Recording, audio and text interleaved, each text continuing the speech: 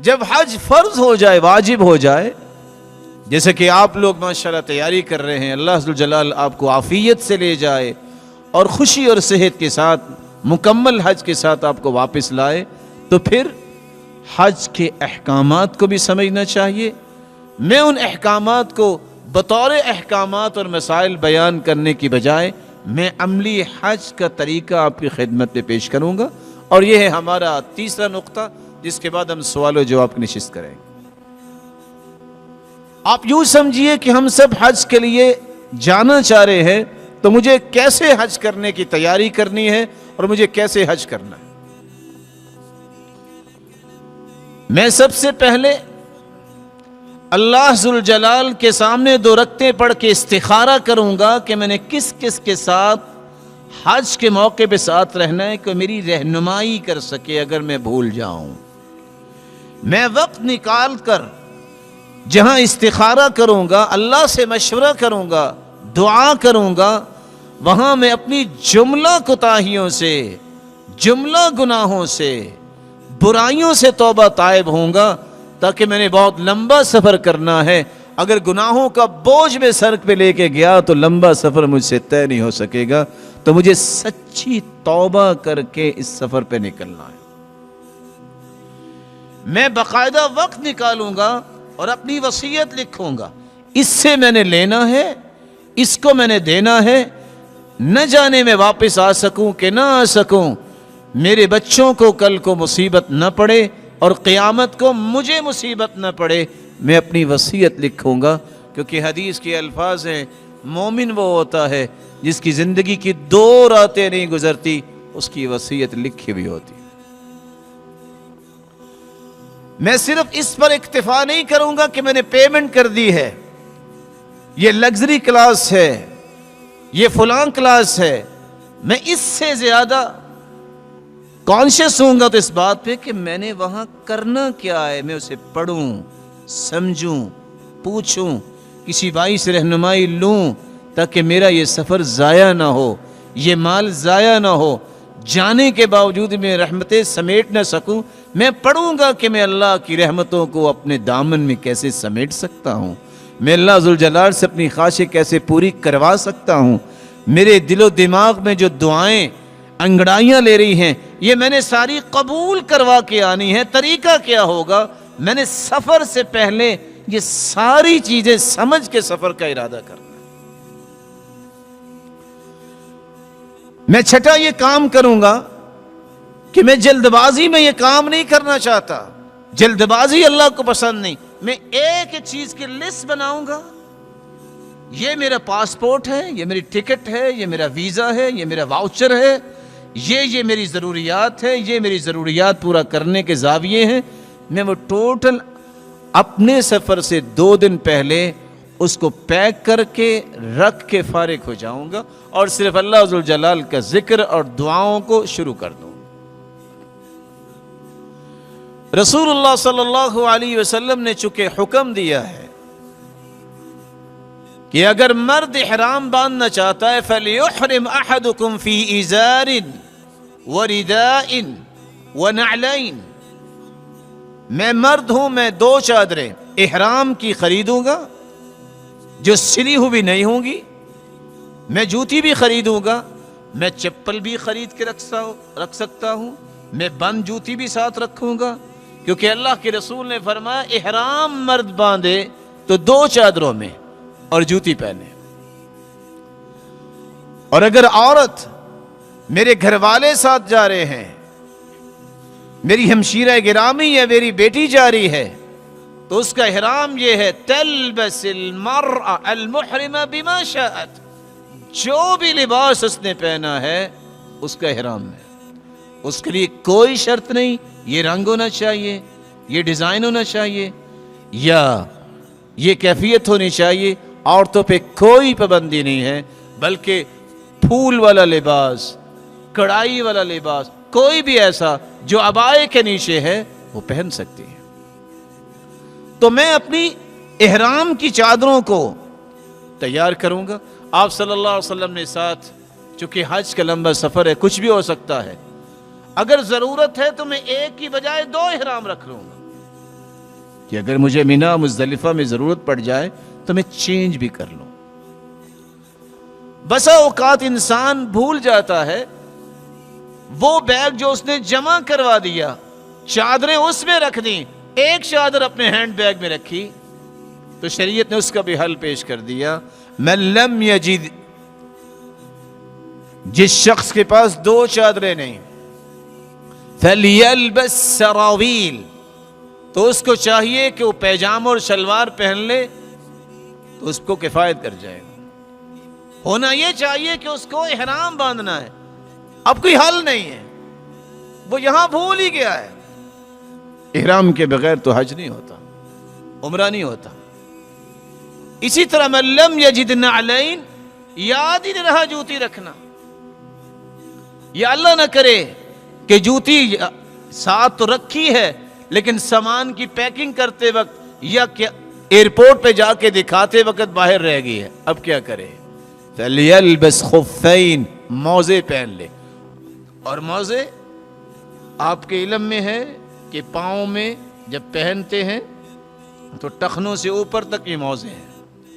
اس لیے فرمایا فَلْيَقْطَعْهُمَا أَسْفَلَ مِنَ الْكَعْبَيْن، اگر موزے پہننے ہیں تو ان کو اوپر سے کاٹ دو، تمہارے ٹخنے ننگے ہونے چاہیے. مردوں کی بات ہے. تو یہاں یہ میں عرض کرنا چاہوں گا کہ کچھ لوگ اسلام کی شکل بگاڑنے کی کوشش کرتے ہیں، کہتے ہیں بس تم چپل ہی پہن سکتے ہو، تم سٹیپ والی جوتی یا بند جوتی نہیں پہن سکتے. اس کی کوئی شرعی دلیل نہیں ہے. شرعی دلیل یہ ہے کہ آپ کے ٹخنے نظر آنے چاہیے، اس کے نیچے آپ جوتی پہن لیں، آپ موزے پہن لیں. شریعت نے آپ کو حکم دیا. اور عورت کو چاہیے کہ اسے تو اپنے آپ کو ڈھانپ کے ہی رکھنا ہے. تو میں جب سفر کو شروع کروں گا، اپنے گھر سے نکلوں گا، بسم اللہ توکلت علی اللہ ولا حول ولا قوت الا باللہ، یہ دعا پڑھ کے نکلوں گا. مجھے اس کا بینیفٹ کیا ملے گا؟ اللہ کے رسول صلی اللہ علیہ وسلم نے فرمایا جو یہ پڑھ کے نکلتا ہے وہ شیطان کے شکنجے اور وسوسوں سے بچا لیا جاتا ہے.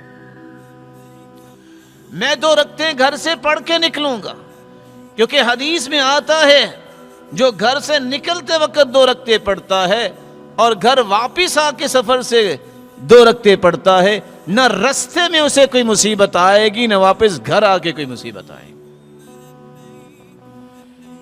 میں لوگوں پہ اعتماد نہیں کروں گا، اللہ پہ اعتماد کرتے ہوئے وقت کی پابندی کو ملحوظ خاطر رکھوں گا. چونکہ اللہ نے مجھے شعور دیا ہے، میں اپنے آپ کو پریشان نہیں کروں گا.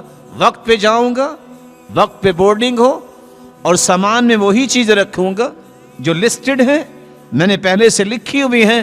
کوئی ایسی چیز نہیں رکھوں گا جس سے میری شخصیت پہ کوئی حرف آئے، میرے ایمان کے بارے میں کوئی بات کرے، یا وہ شرعاً ممنوع ہے یا وہ قانوناً ممنوع ہے، تاکہ اس مبارک سفر میں میرے لیے کوئی پریشانی نہ ہو. احرام میں گھر سے بھی باندھ سکتا ہوں، احرام میں لاہور ایئرپورٹ سے بھی باندھ سکتا ہوں، لیکن مجھے یہ یاد ہے کہ نیت جو ہے وہ صرف میقات سے ہوتی ہے، نیت گھر سے نہیں ہوگی، نیت ایئرپورٹ سے نہیں ہوگی.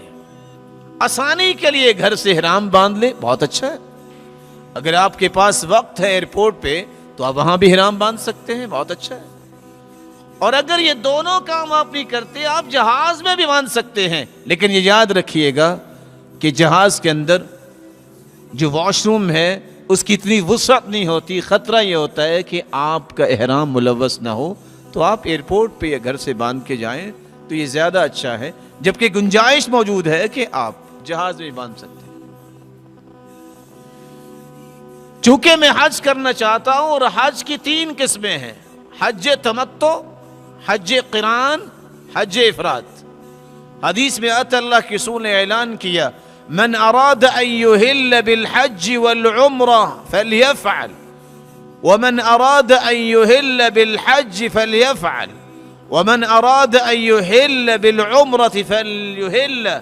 جو حج قران کی نیت کرنا چاہتا ہے وہ بھی کر لے، جو حج افراد کرنا چاہتا ہے اس کو بھی اجازت ہے، جو حج تمتع کرنا چاہتا ہے اس کو بھی اجازت ہے.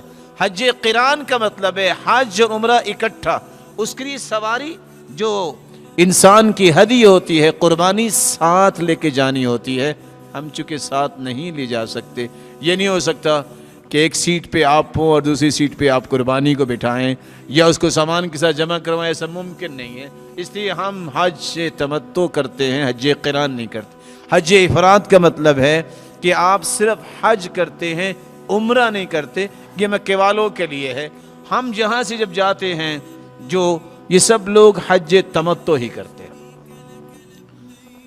تو مجھے یہ پتا ہونا چاہیے کہ میں نے حج تمتع کرنا ہے تو میں نے تلبیہ کیا کہنا ہے، میں نے نیت کیا کرنی ہے، میری زبان پہ الفاظ کیا ہونے چاہیے.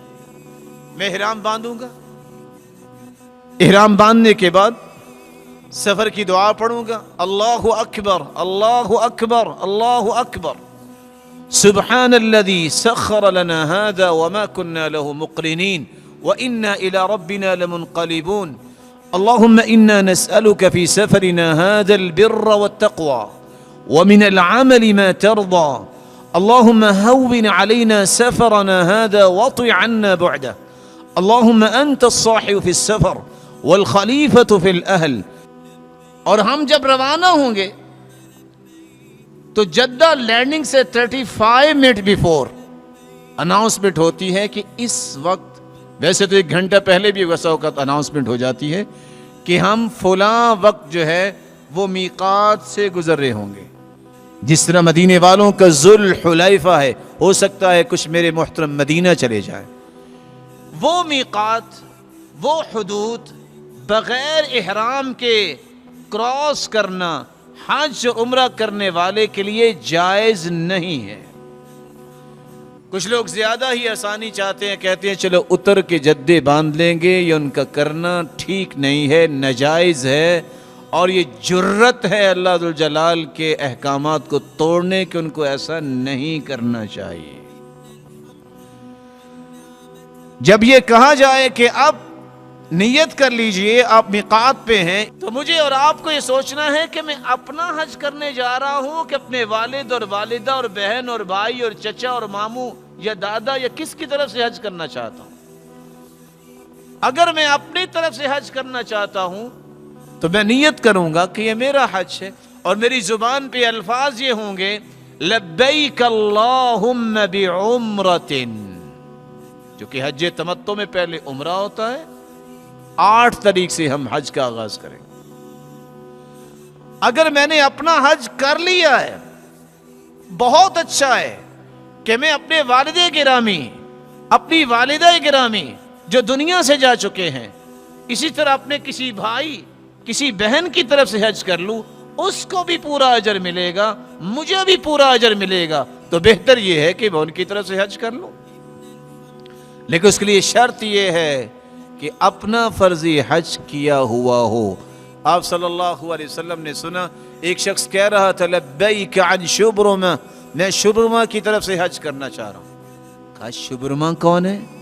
کہا یہ میرا بھائی ہے، میرا قریبی ہے. کہا تم نے اپنا حج کیا ہوا ہے؟ کہا نہیں. فرمایا حج عن نفسک ثم عن شبرمہ، پہلے اپنا تو فرضی حج کر لو، پھر کسی کی طرف سے بھی کر سکتے.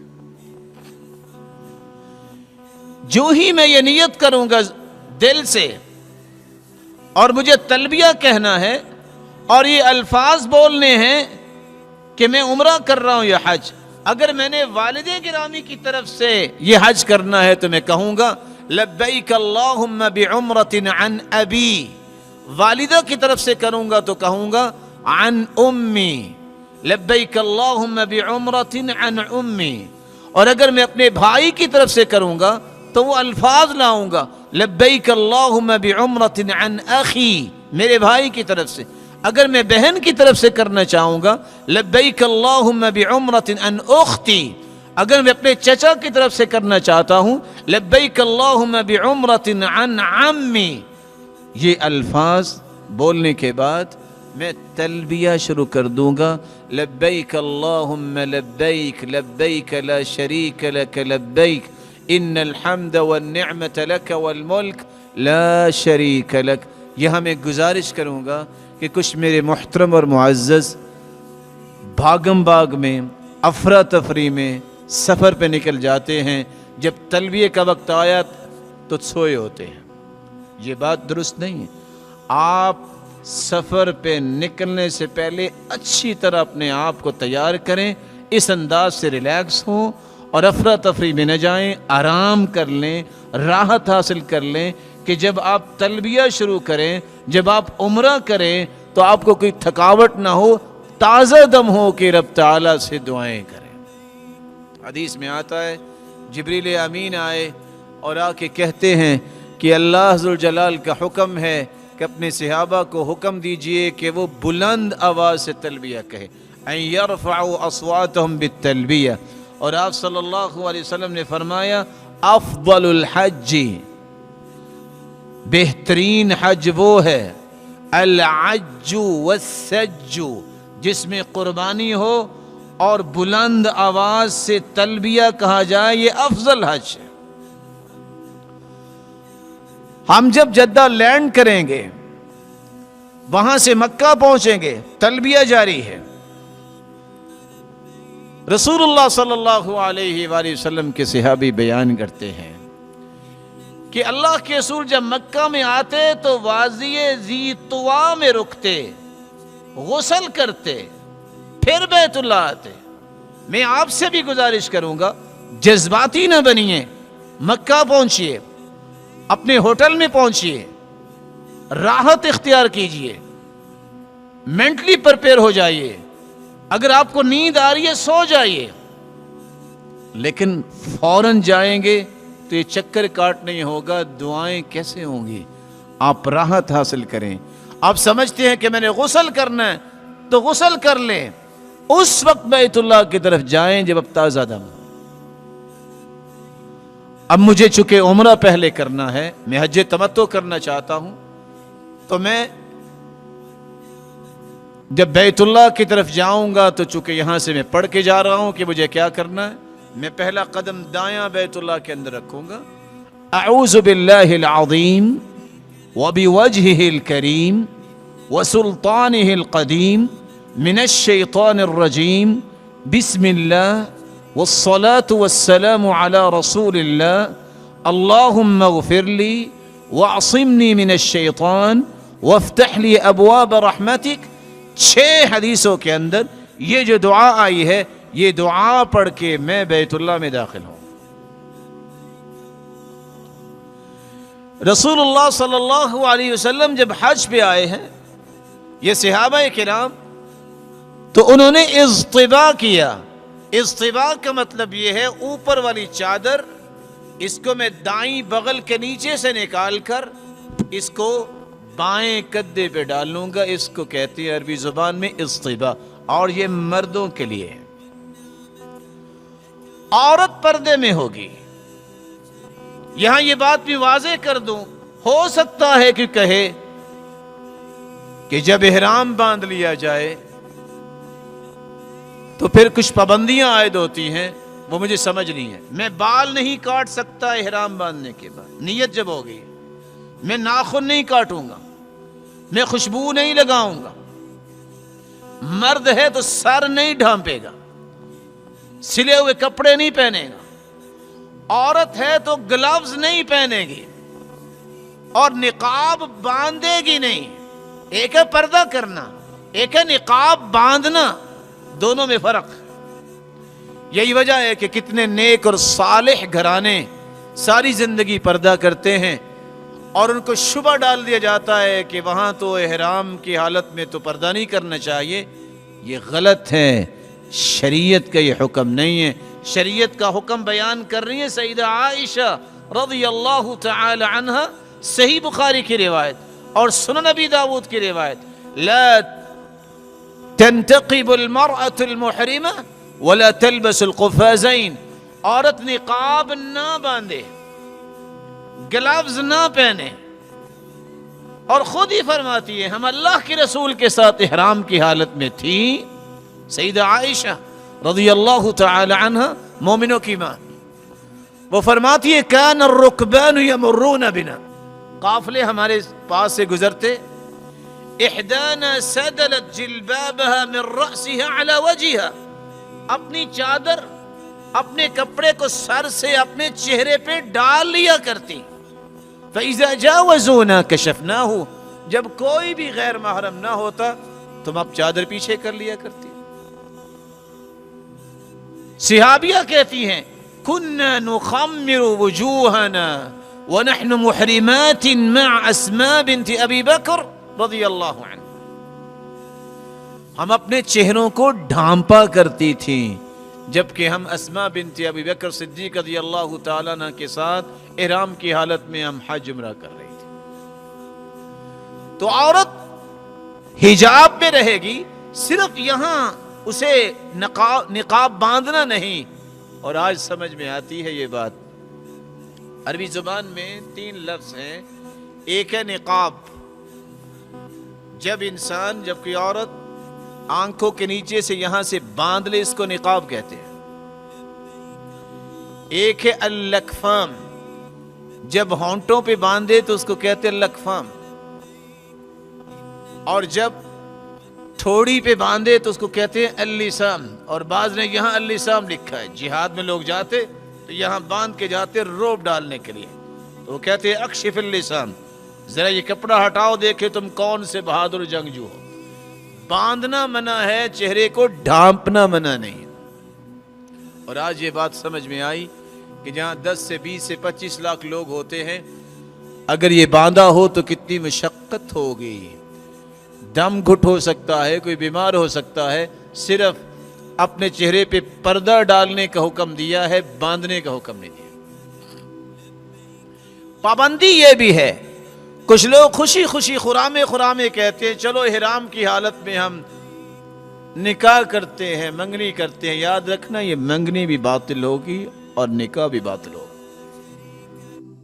یہ سارے کام حج کرنے کے بعد، احرام کی حالت سے نکلنے کے بعد کریں یا پہلے کریں. کچھ لوگوں کا ذوق ہو سکتا ہے، جیسے کچھ کر لیتے ہیں حرم کی حدود میں، تو ویسے ہی منع ہے. وہ خشکی کا شکار کرنا اگر کر لیتا ہے تو اتنا اسے فدیہ دینا ہوگا. آپ چونکہ اللہ کے لیے احرام باندھا ہے تو جائز چیزیں بھی وقتی طور پہ ناجائز ہیں. اپنی اہلیہ کے ساتھ ایسی گفتگو کرنا، یا آپ سمجھتے ہیں کہ زوجین کے جو معاملات ہیں احرام کی حالت میں یہ ٹوٹلی منع ہیں، اس طرف توجہ نہیں جانی چاہیے. اب میں نے بیت اللہ میں داخل ہونے کے بعد مطاف میں جانا ہے. آپ کو اگر بیت اللہ نظر آئے تو لوگ کہتے ہیں پہلی نظر پہ کی گئی دعا قبول ہوتی ہے. ایسی کوئی حدیث نہیں ہے.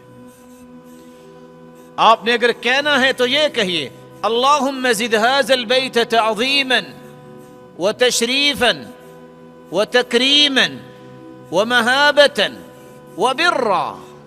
اے اللہ اس اپنے گھر کو عظمت میں اور بڑھا دے. اے اللہ عزت میں اور اضافہ فرما، ہیبت میں اور اضافہ فرما، نیکی میں اور اضافہ فرما، شرف میں اور اسے بڑھا دے. مرد نے استباء کیا ہوا ہے اور عورت حجاب میں ہے.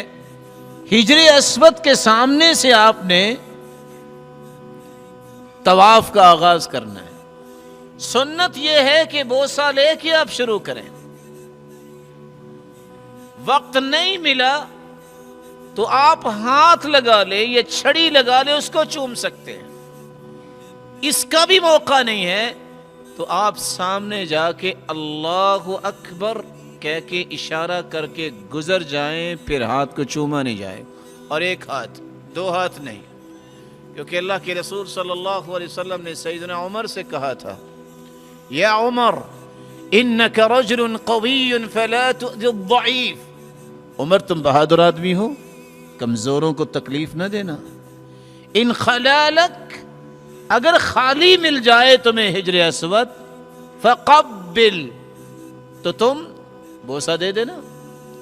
وَإِلَّا فَكَبِّرْ، اگر یہ موقع نہ ملے تو گتھم گتھا ہونے اور دھکم پیل کرنے کی بجائے اللہ اکبر کہیں اور وہاں سے گزر جائیں. بسم اللہ اللہ اکبر کہہ کے آپ طواف کا آغاز کریں گے. پہلے 3 چکر رمل کریں گے، پہلوانوں کی طرح چلنا. اب پہلوانوں کی طرح چلنے کا وہاں موقع اب کہاں کہ اتنا خالی ہو کہ آپ پہلوانوں کی طرح چل سکیں. تو اپنے قدم چھوٹے چھوٹے اٹھا کے آپ اس سنت کو پورا کر سکتے ہیں. رسول اللہ صلی اللہ علیہ وسلم کے صحابہ جب آئے تو مکے والوں نے کہا قد وہنتہم حمی یثرب، مدینے کے بخار نے تمہیں لاغر کر دیا ہے. تو آپ نے فرمایا اچھا میرے صحابہ ذرا پہلوانوں کی طرح چل کے تم نے 3 چکر گزارنے. جب ایسا کیا تو مشرک دیکھ رہے تھے، کہتے کأنہم غزلان، وہی تو ہرنوں سے بھی زیادہ تیز ہیں. آپ اس پہلے چکر میں جو دعائیں چاہے مانگے، مت اس بات کی طرف توجہ دے. کسی حدیث میں اس بات کا تذکرہ نہیں یہ پہلے چکر کی دعا ہے، یہ دوسرے چکر کی دعا ہے، یہ تیسرے چکر کی دعا ہے. آپ کو آزادی ہے جو چاہے مانگے، لیکن سنت یہ ہے اللہ کے رسول سب سے پہلے اپنے لیے مانگتے تھے، سب سے پہلے اللہ کی تعریف کرتے، سب سے پہلے اللہ کی تعریف کے بعد درود پڑھیے، درود کے بعد آپ اپنے لیے دعا کیجئے، اپنے والدین کے لیے دعا کیجئے، اولاد کے لیے دعا کیجئے، رشتہ داروں کے لیے دعا کیجئے، اور پھر پوری امت کے لیے دعا کیجئے. یہ جو 2 جگہ ہیں حجر اسود اور اس سے پہلا کنارہ، اس کو کہتے ہیں رکن یمانی. اس کو ہاتھ لگایا جا سکتا ہے لیکن اس کو بوسہ نہیں دیا جا سکتا. اگر جگہ نہیں ہے ہاتھ لگانے کی، وقت نہیں ہے تو ہاتھ بھی نہ لگائیں. لیکن حجر اسود اور رکن یمانی کے درمیان صرف ایک دعا پڑھنی ہے، ربنا آتنا فی الدنیا حسنہ وفی الآخرۃ حسنہ وقنا عذاب النار. اور پھر آپ نے حجر اسود کے سامنے آ کے بسم اللہ اللہ اکبر کہہ کے گزر جانا. 3 چکروں کے بعد بقیہ 4 چکر آپ عام کیفیت میں چلے. اور آپ کے علم میں ہے کہ آج کل تو اتنا ازدحام اور بھیڑ ہے کہ پہلے 3 چکروں میں بھی آپ اچھلنا چاہیں، بھاگنا چاہیں، ممکن نہیں رہا. تو جو ممکن ہو سکے اس کو اختیار کیجیے، لیکن کسی کو تکلیف نہ دیجیے، کیونکہ حدیث کہہ رہی ہے تکلیف نہیں دینی. ہو سکتا ہے کوئی آپ کو بھی تکلیف دے، تو میرے معزز ہمارا اور ان کا فرق ہونا چاہیے. اگر اس کو نہیں پتا مسئلے کا، وہ جاہل ہے، تو ہمیں تو پتا ہے. ہم تو کسی کو دھکا نہیں دیں گے. ہم تو کوئی دھکا دے گا دعا دیں گے یا اللہ اس کو سمجھ عطا فرما، یا توجہ نہیں کریں گے، اپنے کام سے کام رکھیں گے کیونکہ میں عبادت کرنے گیا. 7 چکر جب مکمل ہوں گے، یہ بسم اللہ اللہ اکبر یہ طواف شروع کرنے سے پہلے ہوتا ہے. چکر شروع کرنے سے، جب چکر ختم ہو رہے ہیں تو آخری مرتبہ یہ نہیں کہا جائے. آپ جب طواف شروع کرنے لگے ہیں تو اگر آپ یہ دعا پڑھنا چاہیں تو آپ یہ پڑھ سکتے ہیں، اور یاد ہونی چاہیے ایسی دعائیں. اللہم ایمانا بک وتصدیقا بکتابک واتباعا لسنت نبیک محمد صلی اللہ علیہ وسلم.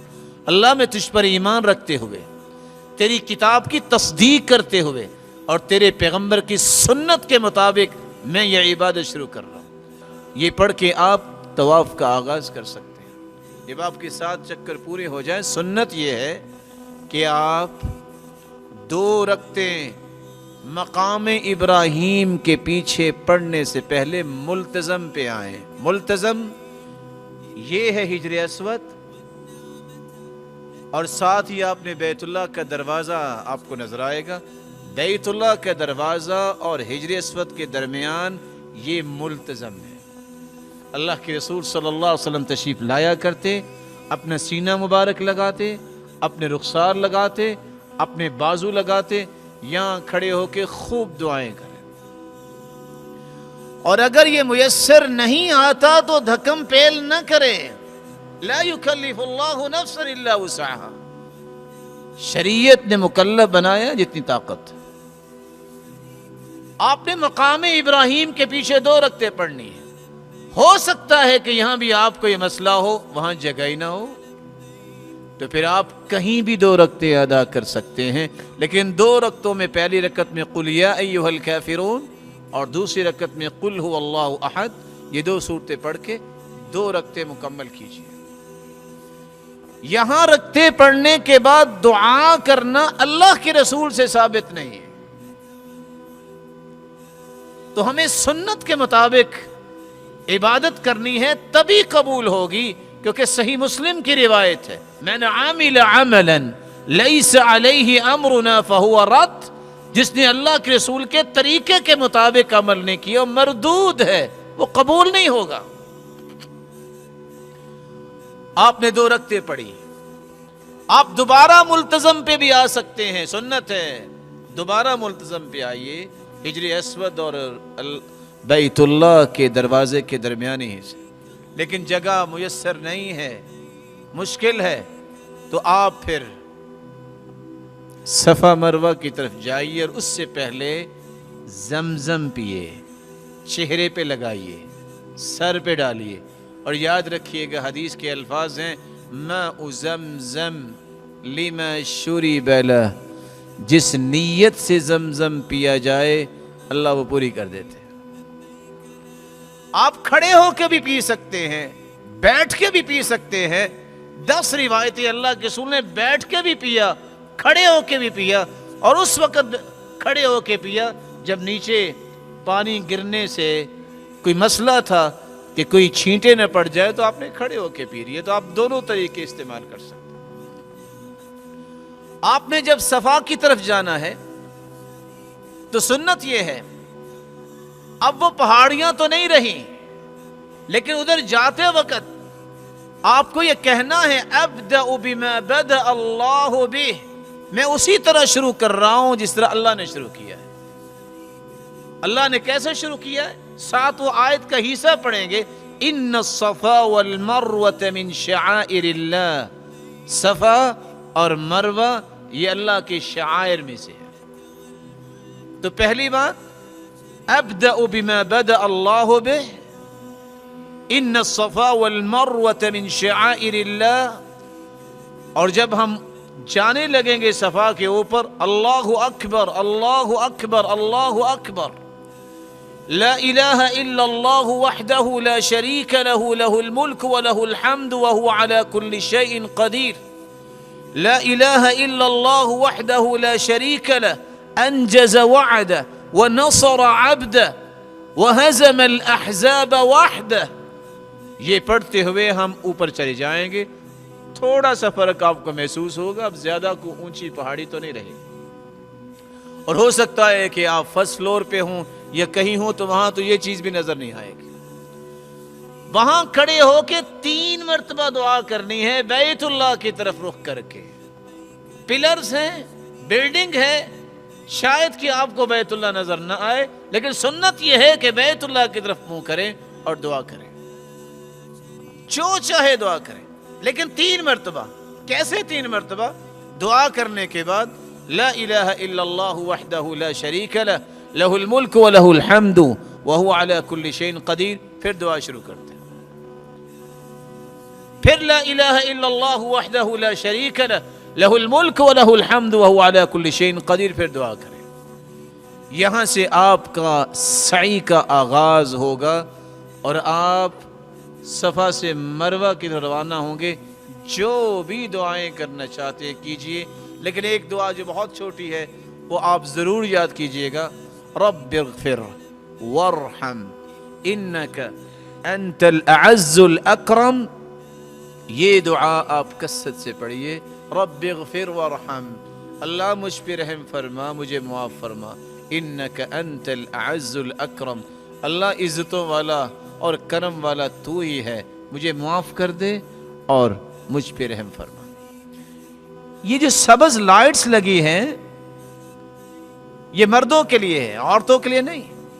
یہاں سے دوڑ کے گزریے.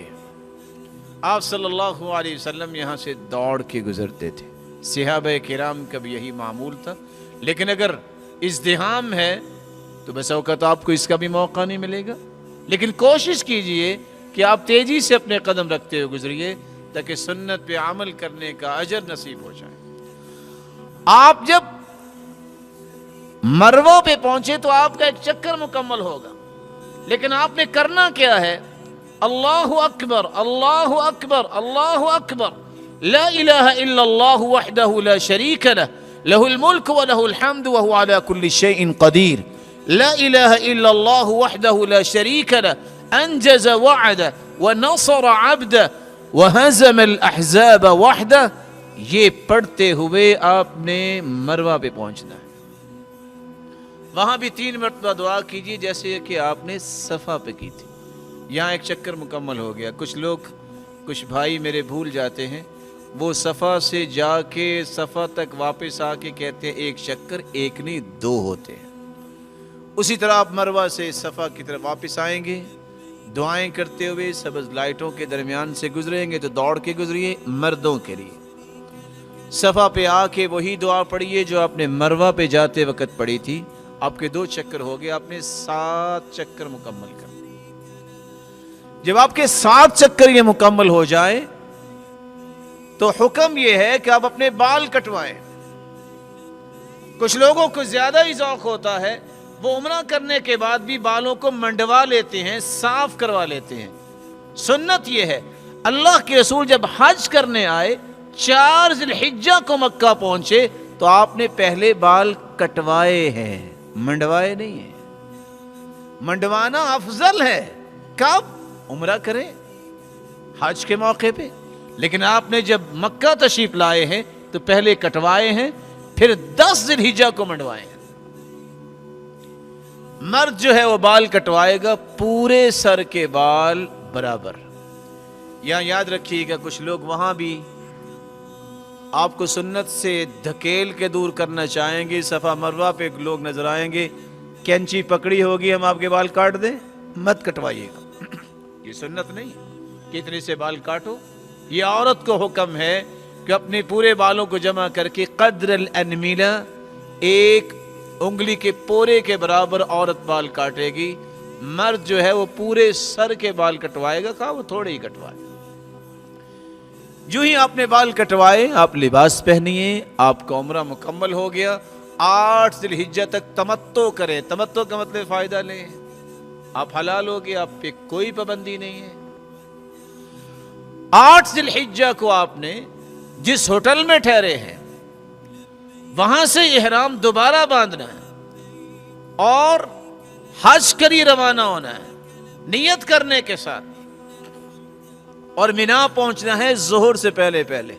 آپ کے علم میں ہے کہ کچھ ایسے قواعد و ضوابط ہیں حکومت کی طرف سے, بسا اوقات وہ آپ کو 10 بجے لے جائیں گے, 9 بجے, اور بعض کچھ ظہر سے بھی لیٹ ہو جاتے ہیں. سنت یہ ہے کہ ظہر سے پہلے پہلے وہاں پہنچنا. یہ ظہر اور عصر اور مغرب اور عشاء اور فجر 5 نمازیں آپ نے مینا میں پڑھنی ہے, قصر پڑھنی ہے, اور ہر نماز اپنے وقت پہ پڑھنی ہے. قصر سے کیا مراد ہے؟ ظہر کی 2 رکعتیں, عصر کی 2 رکعتیں, مغرب کی 3 رکعتیں, عشاء کی 2 رکعتیں اور وتر, اور صبح کی 2 سنتیں اور 2 فرض. یہ وتر اور فجر کی سنتیں نہ سفر میں چھوڑتے ہوتے ہیں نہ حضر میں چھوڑتے ہوتے ہیں. صلی رسول اللہ صلی اللہ علیہ وسلم بمنن رکعتین, وصلی ابو بکر بمنن رکعتین, وصلی عمر بمنن رکعتین.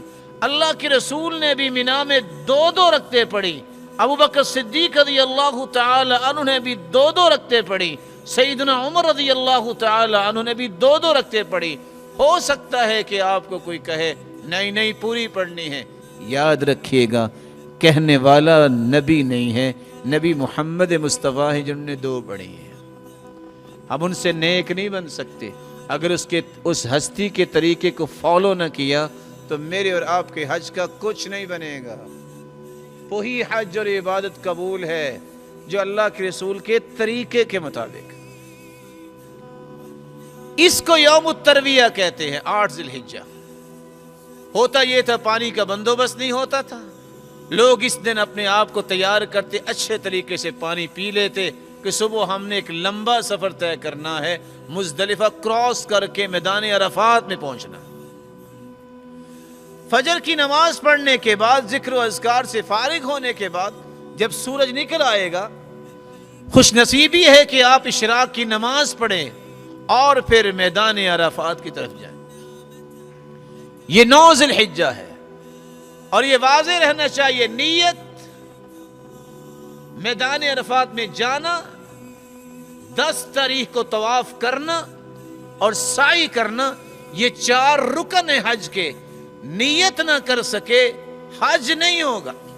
میدان عرفات میں نہ گئے حج نہیں ہوگا. 10 ذی الحجہ میں طواف اور سعی نہ ہوئی حج نہیں ہوگا. ہاں لیٹ ہو سکتا ہے کہ 10 والا 11 12 کو کر لے، لیکن وہ کرنا ضروری ہے. اگر وہ طواف نہ ہوا تو حج نہیں ہوگا. یہ رکن ہے 4: نیت کرنا، عرفہ میں جانا، طواف کرنا 10 ذی الحجہ کو، اور سعی کرنا. رسول اللہ صلی اللہ علیہ وسلم وادی عرنہ میں رکے. عرفات الگ ہے، وادی عرنہ یہ الگ ہے. آپ دیکھتے ہیں کہ وہاں بھی اگر کسی کو موقع ملا ہو، بلکہ اللہ آپ کو موقع دے کہ مسجد میں جائیں، وہاں بھی سبز لائٹ لگی ہوئی ہے. ادھر کا علاقہ عرفات ہے، ادھر کا علاقہ عرفات نہیں ہے. مسجد نبوی میں آپ پہنچے ہیں، اللہ کے رسول صلی اللہ علیہ وسلم نے خیمہ لگایا اور آپ نے ظہر اور عصر کی نماز 2 رکعتیں پڑھی. اذان 1 ہوئی، تکبیریں 2 ہوئیں. اس سے پہلے آپ صلی اللہ علیہ وآلہ وسلم نے خطبہ دیا. سنت ہے، نمازوں کو جمع کیجئے، 2 رکعتیں پڑھیے.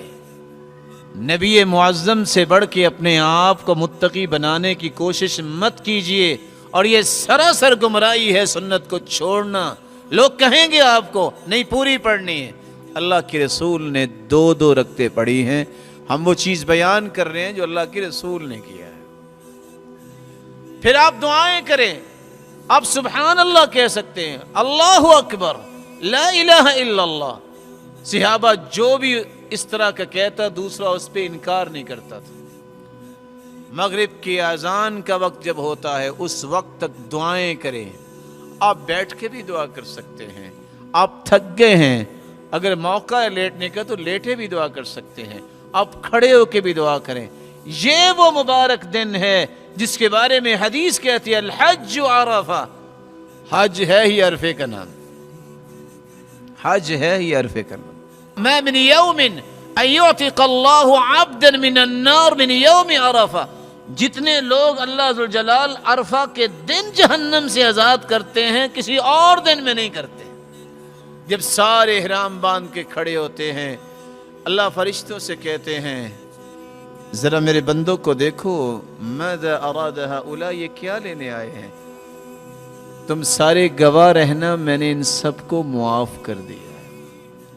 کثرت سے دعائیں کیجیے. اور سب سے پیاری دعا جو اللہ کے رسول نے کی اور فرمایا کہ خیر دعائن، بہترین وہ دعا جو میں نے کی، جو مجھ سے پہلے انبیاء نے کی، لا الہ الا اللہ وحدہ لا شریک لہ لہ الملک ولہ الحمد وہو علی کل شیء قدیر. دعائیں کرتے کرتے مغرب کا جب وقت ہوگا، مغرب کی نماز وہاں نہیں پڑھیں گے، ہم مزدلفہ کی طرف واپس آئیں گے. آپ صلی اللہ علیہ وسلم نے جب مغرب کا وقت ہوا تو واپسی شروع کی. صحابہ ساتھ ہیں، ازدحام ہے، تو آپ فرماتے السکینہ السکینہ، سکون سے چلو. ہو سکتا ہے کہ آپ کو مینا میں جاتے وقت بھی بہت کٹھن ماحول ملے، لوگوں کی تربیت نہیں ہوتی، کوئی دھکا دے رہا ہے، کوئی ایسے الفاظ بول رہا ہے غسیلے اور کٹیلے. آپ خاموشی سے یہ وقت گزاریے. گنتی کے 3 دن ہیں. اپنے حج کو ڈیمیج نہ کیجیے اور اپنے اعمال کو، درجات کو کم نہ کیجیے. لوگ کرتے ہیں تو کریں، سمجھا سکتے ہیں سمجھائیں، وگرنہ خاموشی سے وقت گزاریں. ٹالرنس یہ آپ کے حج کو 4 چاند لگائے گا. برداشت کیجیے. کچھ قواعد و ضوابط حکومت کی طرف سے ہوں گے. کچھ لوگ بھی آئے ہوتے ہیں، تربیت نہیں ہوتی تو بہت ساری ایسی چیزوں کا سامنا کرنا پڑتا ہے، فیس کرنا پڑتا ہے. تو ایک عقل مند اور جس کے پاس عقل نہیں ہے، دونوں برابر تو نہیں ہوتے نا. قل هل يستوي الذين يعلمون والذين لا يعلمون. یہی چیز زیادہ آپ کو عرفے میں محسوس ہوگی کیونکہ سارے کے سارے وہاں ایک وقت میں پہنچتے ہیں. यही चीज वापसी पे आपको होगी। बसें भी आ रही हैं, गाड़ियां भी आ रही हैं, लोग पैदल भी हैं, और धूप भी होगी। गर्मी की वजह से, शिद्दत और हिद्दत की वजह से उबले हुए इंसान कुछ भी कह सकते हैं, आप बर्दाश्त कीजिएगा। मुज़दलिफा पहुंचे, रसूलुल्लाह सल्लल्लाहु अलैहि वसल्लम ने एक अजान 2 तकबीरों के साथ मगरिब की 3 रकते और इशा की 2 रकते अदा की, नमाजों को जमा किया और फिर आपने आराम किया। क्यों आराम किया? इसलिए कि 10 तारीख को 4 बड़े काम करने हैं, जल्दी सो गए। आप सल्लल्लाहु अलैहि वसल्लम बेदार हुए, फजर की नमाज पढ़ी, सहाबा किराम ने भी नमाज पढ़ी, इंतजार किया। फलम्मा अस्फर जिद्दन, जब सफेदी आ गई तो फिर आपने मिना का रुख किया। यहां रुक के मैं एक इस्लाम की आसानी बता दूं। जिसके साथ बूढ़े हैं, जिसके साथ औरतें हैं, बच्चे हैं, चांद गुरूब होने के बाद ही वो मुज़दलिफा से मिना जा सकते हैं। सईदा सऊदा रज़ियल्लाहु तआला अन्हा, मोमिनों की मां, अब्दुल्लाह इब्न अब्बास रज़ियल्लाहु तआला अन्हु फरमाते हैं, उन्होंने आवाज दी हल गाबल कमर, फजर से पहले ही जब चांद गुरूब होने लगता है। क्या चांद गुरूब हो गया है? वो रात को ही मुज़दलिफा से मिना चले गए और उन्हें फजर की नमाज जाके मिना में पढ़ी। तो अगर ऐसी कैफियत हो, जिसकी चलना मुश्किल है, जो बूढ़ा है, उसके लिए इस्लाम ने इजाज़त दे दी है कि वो रात को भी जा सकता है। लेकिन आम लोगों के लिए सुन्नत ये है कि वो फजर की नमाज मुज़दलिफा पढ़ने के बाद जब खूब सफेदी हो जाए तो फिर मिना की तरफ जाए। ये 10 ज़िलहिज्जा का दिन है। 4 काम इसमें किए जाएंगे। सबसे पहले कंकरियां मारी जाएंगी 7 जमराए अक़बा को, जिसको आप आम जुबान में बड़ा शैतान कहते हैं। कुर्बानी की जाएगी, तवाफ किया जाएगा, सई की जाएगी। कंकरियां आप कहीं से भी ले सकते हैं, छोटी कंकरियां, मत उसको धोइए, कोई सुन्नत नहीं। मत गुस्से में आइए और मोटे मोटे कंकर मत उठाइए, वो शैतान नहीं है जिसमें गुस्सा निकालते हैं। वहां भी शैतान ही खुश हो रहा होगा कि सुन्नत की मुखालिफत कर रहे हैं। ये इबादत समझ के काम करते हैं। 7 कंकरियां आप लीजिए। आपके साथ बच्चे हैं, आप बच्चों की तरफ से भी मार सकते हैं। कुन्ना नुलब्बी अनिस्सिबियानी व रमैना अन्हुम, औरतें हमारे साथ होती, बच्चे होते, हम बच्चों की तरफ से तलबिया भी खुद कहते और कंकरियां भी मारते। अगर मुश्किल है तो औरतों की तरफ से भी आप खुद कंकरियां मार सकते हैं। कैसे? आपको टाइमिंग दी होगी। आप जमरा अक़बा जो है, आखिरी जो है, आप जानते हैं कि 7 कंकरियां मारी जाएंगी बिस्मिल्लाह अल्लाहु अकबर कह के, ये देख के कि किसी को ना लगे। और वहां ये कंकरियां मारने के बाद कुर्बानी कीजिए। अब सारे लोग तो कुर्बान गाह में नहीं जाएंगे। अलमीना कुल्लुहा मनहर, मिना में कहीं भी कुर्बानी हो सकती है, लेकिन अगर उन्होंने जगह खास की हुई है। कुर्बानी करने के बाद बैतुल्लाह का तवाफ कीजिए, साई कीजिए। आप सल्लल्लाहु अलैहि वसल्लम ने कंकरियां मारने के बाद, कुर्बानी करने के बाद आपने बाल कटवाए। यहां अब बाल मंडवाने की सुन्नत को पूरा करें जो 4 ज़िलहिज्जा में अल्लाह के रसूल ने बाल कटवाए थे। अगर इन 4 कामों में से 2 काम आप कर ले, कंकरियां मार ले, कुर्बानी कर ले या बाल कटवा ले, तो आप आम लिबास पहन सकते हैं। इसको कहते हैं अत्तहल्लुल अल-अव्वल।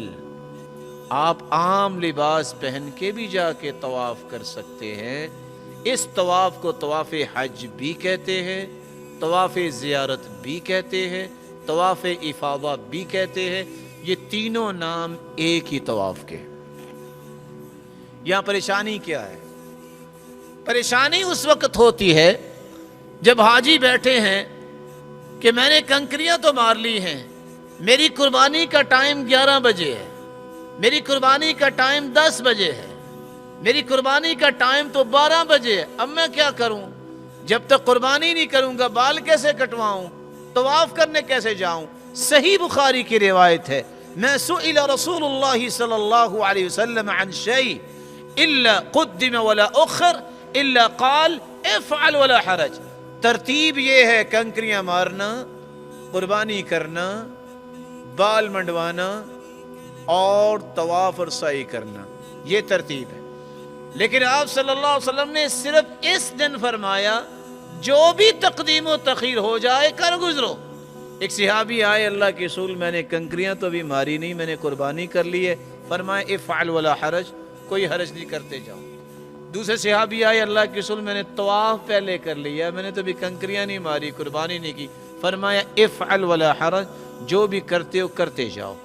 تو اگر ترتیب رہے تو ٹھیک، وگرنہ اگر تقدیم و تاخیر ہو جائے تو یہ صحیح بخاری کی روایت ہے، یہ اللہ کے رسول نے اجازت دی ہے، اس کو قبول کیجئے۔ جب آپ نے قربانی کے پیسے ادا کر دیے، وہ 10 بجے ہو، وہ 11 بجے ہو، وہ 12 بجے ہو، اللہ نیتوں کو جانتا ہے۔